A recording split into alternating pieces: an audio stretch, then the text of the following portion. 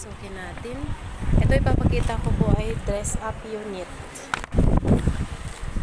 Ang Anika po, single attached ay may floor area na 60 square meter, lot area 80 square meter.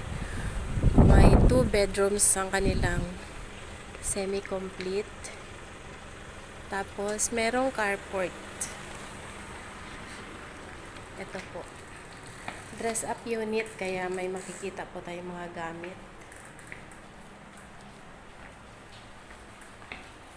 Pero sa actual turnover po, wala pong mga gamit.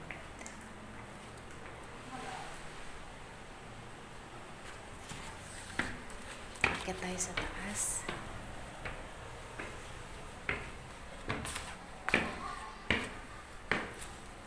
Ayan. Pag akyat nyo po, may CR.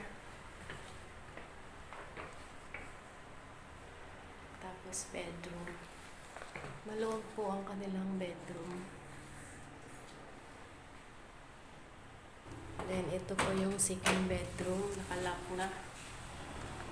Maluwag din po yan.